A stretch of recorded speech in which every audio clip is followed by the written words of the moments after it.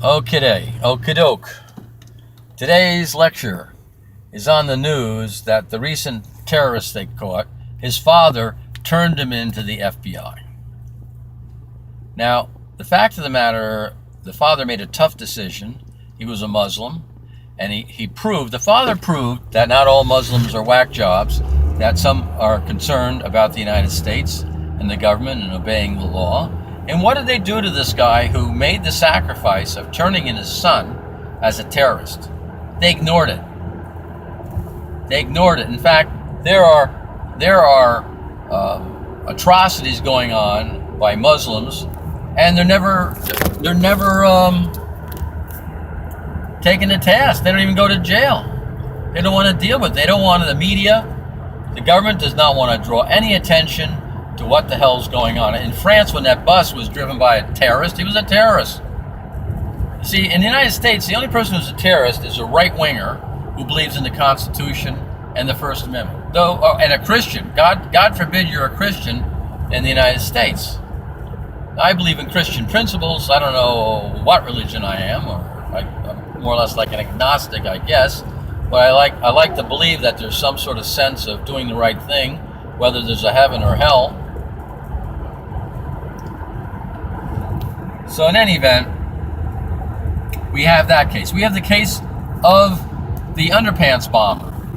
The underpants bomber was also turned in by his father to our embassy or whatever, and they say, hey, listen, my son's a whack job. He's going to do something crazy. You really better watch him. Why do we do nothing? In fact, there's definitely eyewitnesses saying that two guys dressed up in suits got him on the plane. Probably our boys.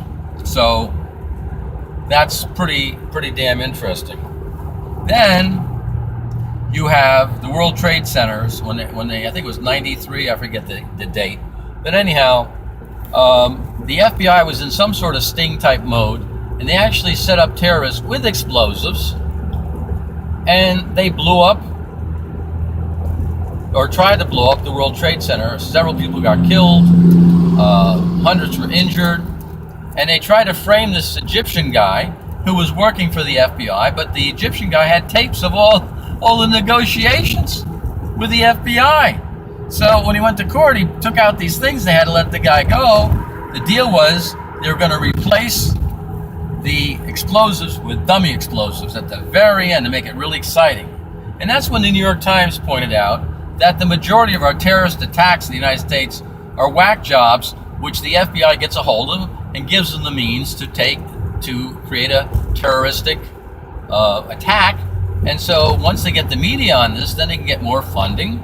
It's really amazing. I mean, anybody up to no good could really make life miserable for society. I mean, there's no ifs, ands, or buts about that. I mean, what's available on the internet as to what to do. So obviously, if there were people wanting to do that for any reason, for any political cause, they could do it. I mean, what's so hilarious about this thing, if you can laugh about it, is that Obama's good buddy Bill Ayers was a bomber terrorist. That eventually, I think people died or got injured from his bombs during the '60s, and he's downright upright. Matter of fact, he was among the protesters for against Donald Trump. No, in fact, Bill Ayers claims he wrote the book for Obama, Dreams of My Father, or whatever the heck it is, which is another story because apparently his father was not that guy. He was somebody else in the United States. That's another story if you really want to look into it.